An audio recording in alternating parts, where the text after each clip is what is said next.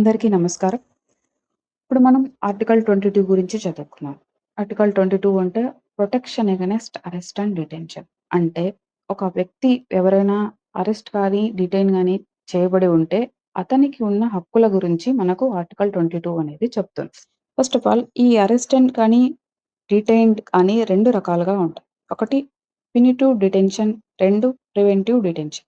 Punitive detention అంటే ఒక వ్యక్తి ఆల్రెడీ ఒక అఫెన్స్‌ని చేయబడి ఉంటే అతన్ని అరెస్ట్ గాని, డిటైన్ చేయడాన్ని ప్యూనిటివ్ డిటెన్షన్ అంటారు. ప్రివెంటివ్ డిటెన్షన్ అంటే ఒక వ్యక్తి ఫ్యూచర్‌లో ఏదైనా ఒక అఫెన్స్ చేస్తాడు అని అనిపించినప్పుడు అతనిని ముందుగానే డిటైన్ చేయడాన్ని ప్రివెంటివ్ డిటెన్షన్ అంటారు. సో, ఈ ఆర్టికల్ 22 అనేది ప్యూనిటివ్ అండ్ ప్రివెంటివ్ డిటెన్షన్ చేయబడిన వ్యక్తులకు ఉండే హక్కులను గాని, అధికారాలను గాని మనకు వివరంగా చెప్తుంది. సో, ఈ ఆర్టికల్ 22లో 2 పార్ట్‌లుంటాయి. Part A, part B. First part ఈ ప్యూనిటివ్ డిటెన్షన్ గురించి చెప్తుంది. సెకండ్ పార్ట్ ప్రివెంటివ్ డిటెన్షన్ గురించి చెప్తుంది.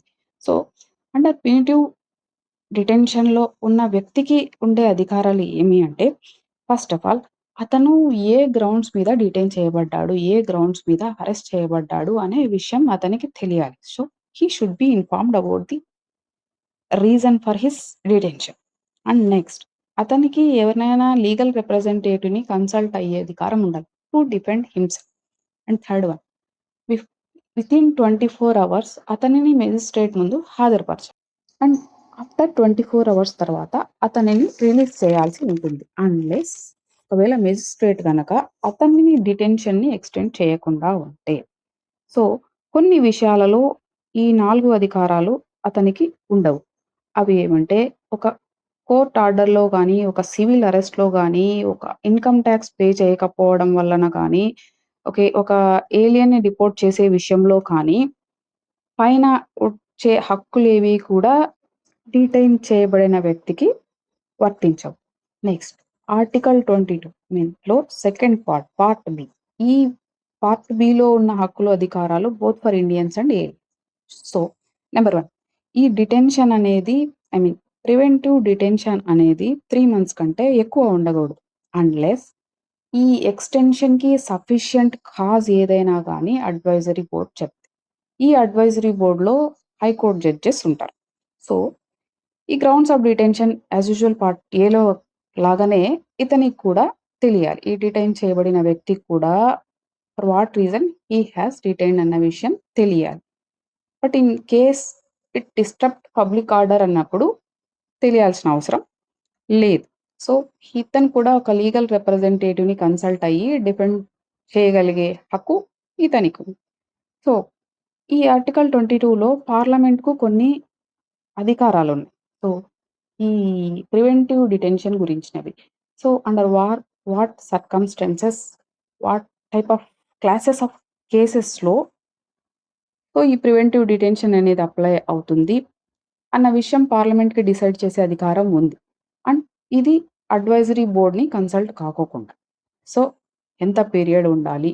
And what kind of procedure follow అవ్వాలి అన్నవి parliament can prescribe. And 44th amendment act of 1978 యాక్చువల్‌గా ఈ ప్రివెంటివ్ డిటెన్షన్ యొక్క పీరియడ్‌ని 3 మంత్స్ నుంచి 2 మంత్స్‌కి తగ్గించింది.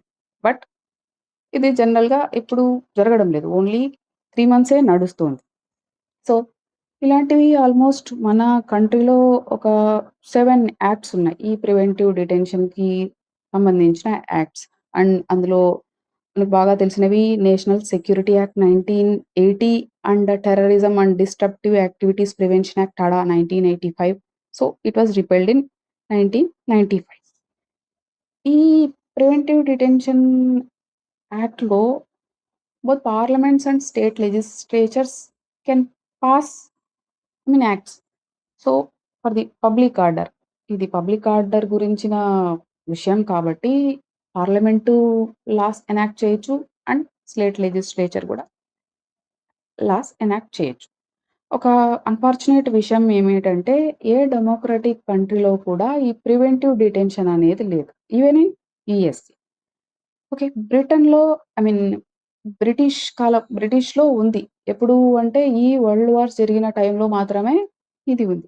మనకు పర్టిక్యులర్‌గా ఇండియాకు ఈ ప్రివెంటివ్ డిటెన్షన్ అనేది బ్రిటిషర్లు మనల్ని పరిపాలించిన కాలం నుంచే ఉంది. సో, అవి 2 యాక్ట్‌లుగా చెప్పుకుంటారు. ఒకటి Bengal state prisoners regulation act of 1818 and defence act of 1939. Thank you.